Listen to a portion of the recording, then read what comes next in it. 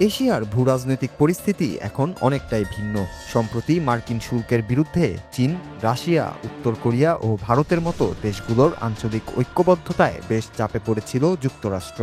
সেই সমীকরণ পাল্টে দিতে সৌদি আরব পাকিস্তানের সামরিক জোটকে যুক্তরাষ্ট্রের পাল্টা পদক্ষেপ বলছেন বিশ্লেষকরা। কূটনৈতিক পদক্ষেপের মাধ্যমেই আপাতত পথ খুঁজছে যুক্তরাষ্ট্র। তবে সামরিকভাবেও এশিয়ায় নিজেদের অবস্থান শক্ত করা প্রয়োজন বলেই মনে করছেন যুক্তরাষ্ট্রের নীতি নির্ধারকরা। আর সেজন্যই আফগানিস্তানের বাগরাম ঘাঁটি আবারও ফিরে পেতে চাইছেন ট্রাম্প।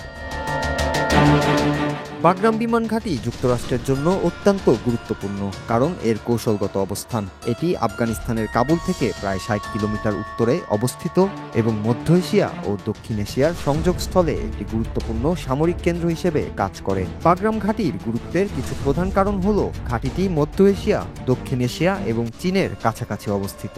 বিশেষ করে চীনের পারমাণবিক অস্ত্রের ঘাঁটির খুব কাছে হওয়ায় এটি যুক্তরাষ্ট্রের জন্য গোয়েন্দা কার্যক্রম এবং কৌশলগত নজরদারির একটি গুরুত্বপূর্ণ কেন্দ্র।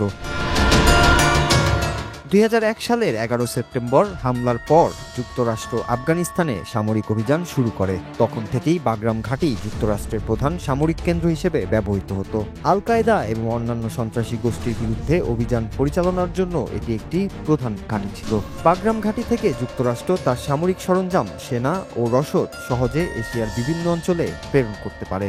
এটি পুরো অঞ্চলের জন্য একটি প্রধান লজিস্টিক হাব।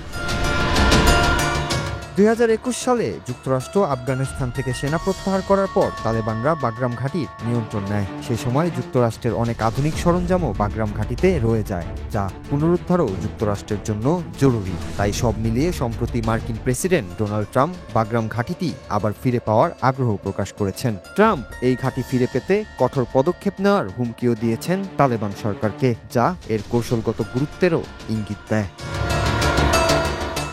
নূর Raju, Bangla TV news desk.